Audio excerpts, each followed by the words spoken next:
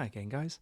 Okay, so this one's a bit of a different video. This is just kind of a little bit of a catch-up of various concepts that we have maybe brushed upon during the previous videos, but I feel like they maybe need to all be consolidated together, and there's perhaps some individual buttons and button combos that we've not really brought together, so I thought it would be useful to just have like a video to consolidate some of the concepts that we've maybe gone around whilst we've been kind of trying to get the basic core ideas of each of the contexts and the machines and the trigs and so on. So we're going to start with on the note context and just go through some sort of extra features that we've not perhaps touched on before. So the first one I thought was probably useful is there is a copy and paste command that's available. So for now we're just going to look through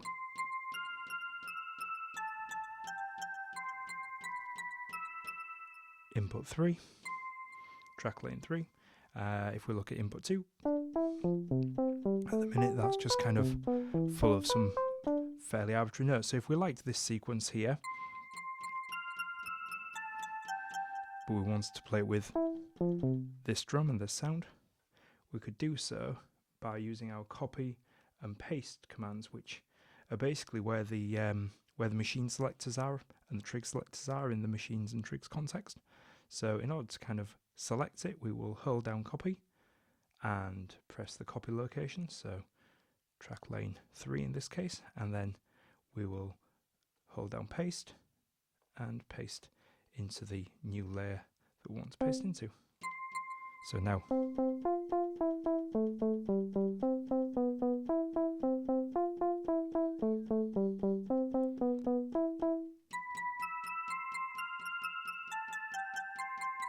you can hear that note data has been copied from track lane 3 and pasted into track lane 2. One of the things I think we have brushed on before, but was in one of the very early videos, are these two buttons that are directly below the note lanes, track lanes. So basically the one on the left, that is our audition. So that gives us a way of finding out what notes are featured in any given step. As well as it playing back, it'll also show up highlighted in the keyboard at the bottom. And it's also a great way of, if you want to just quickly manually slide some inputs back to their first step, you can do so just by kind of pinching that and stabbing them all down. So it's a nice quick way to do that. The button next to it is the advanced sequence button, which it's kind of similar, but what happens this time is every time you press into the track lane, it doesn't really matter where you press.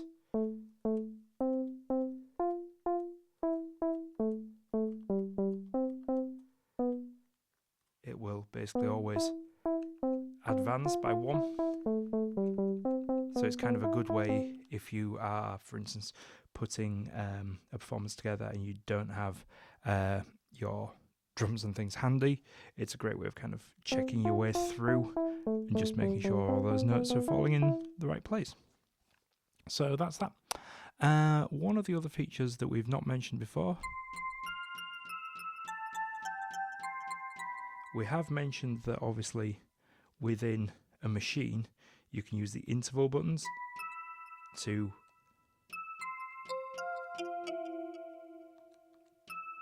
change the interval offset to the core notes themselves in the track lane. But if you want to actually change the octave of the data in the track lane, you can do so, and you do that by using the octave keys like you would use for the piano, and then pressing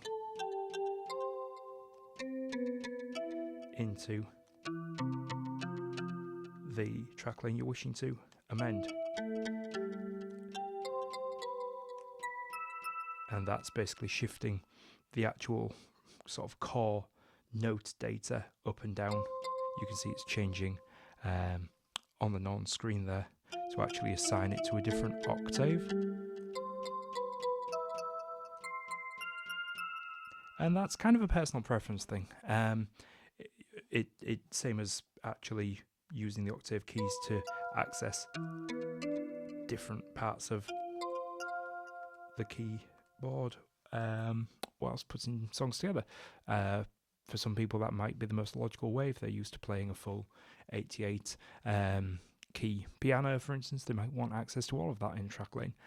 For people who are making similar melodies, they might just want to kind of create something simple and then use interval offsets within the machines themselves to sort of reference that simple note sort of structure via different machines and so on. So there's no right or wrong way. It's just interesting to kind of have more tools in your arsenal. Right, so then a few sort of miscellaneous buttons to go over.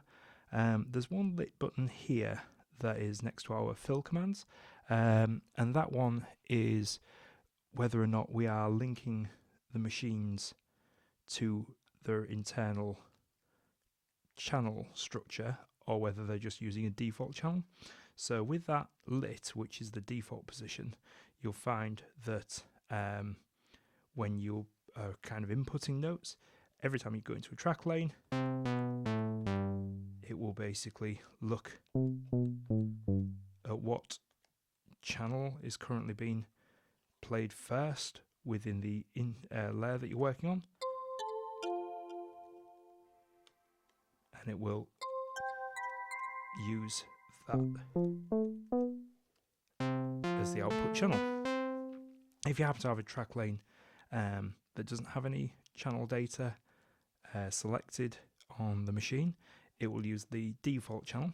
And in situations where you don't want sort of a lot of different channel noises, different instruments, you can unlink that and it will just use whatever is the default MIDI channel that you have set within the edit options. So as you can see now,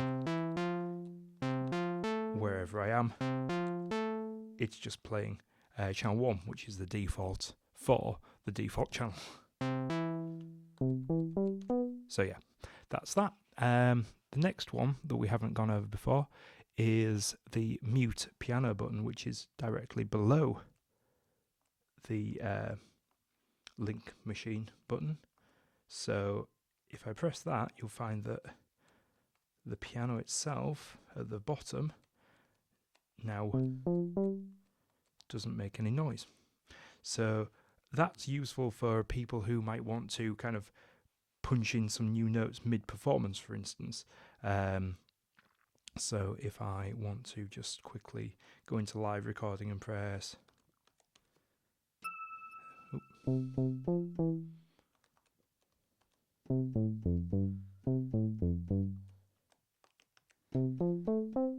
and then you're not having to hear the sort of demoed notes as those notes are going in. So it's just an option that you can use to kind of, it's just another option basically, if the situation suits. So that's the mute piano. Now, another one that's very useful and probably should have been mentioned before is the ability to have muted steps. So these steps, wait a minute, we just need to come out of a live record, otherwise it will record in multiple mute steps.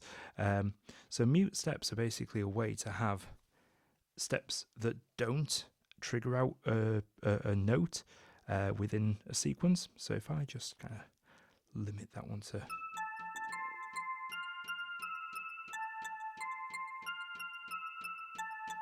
if I decide that that's maybe also could do with a few sort of empty steps, if I sort of, for instance, had a drum playing on that sort of trigger, but I want it to not have a note accompany it, I can just use the mute step, which is just following the fills. It's the unlit button on the right.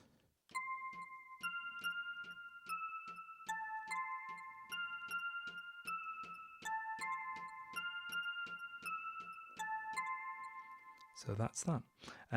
One place where that is particularly useful, which I'll just quickly demonstrate now, is on strum machines, because obviously with a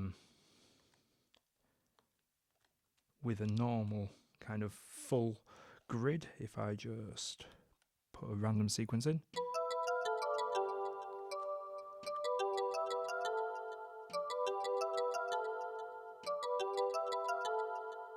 That's kind of always going to play a note on every step, which sometimes is not the sound you're going for. So if I just start by putting a few dead steps in there, muted steps, using the mute command and pressing on the grid where I want those.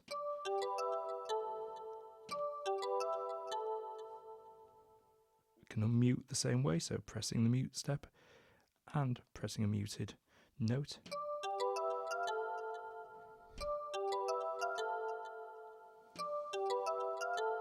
So that's really useful for kind of creating sequences that have like gaps in them. Then I suppose another one that's kind of useful for this, we were saying about kind of shifting and filling into.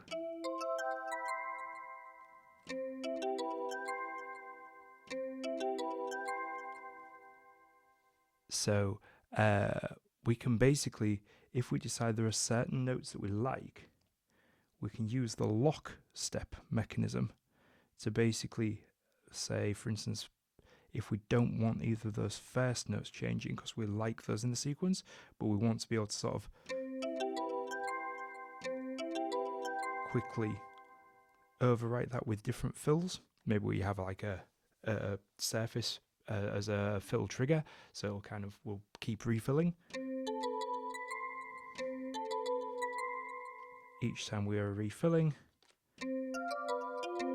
we're refilling, but it's not refilling those two areas that we've like highlighted as kind of locking in place. So we've locked those two. We can lock empty steps as well.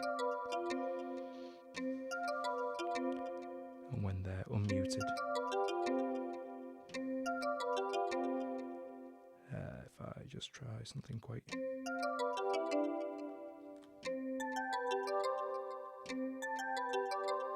So yeah, so basically anything that's locked will stay preserved, whereas anything that's not locked will have new note data written into them.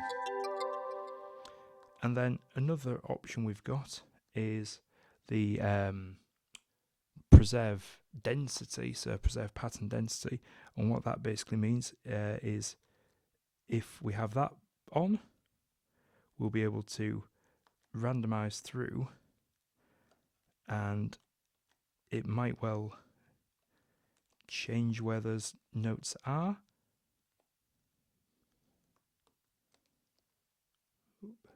I've just pressed the clear mute button, sorry.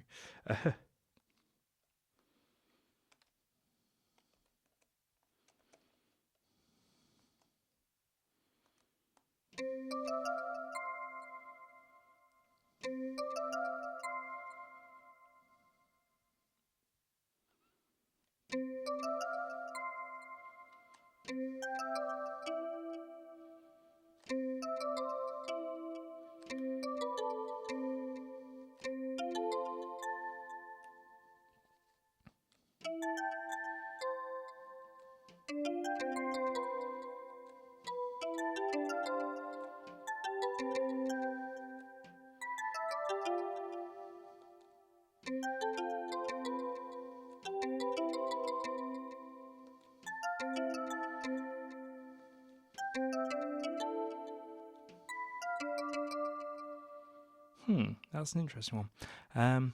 We'll maybe look back on that one, guy. I think there's maybe a bug in that from how I'm expecting it to work, so I'll check that one out and get back to you.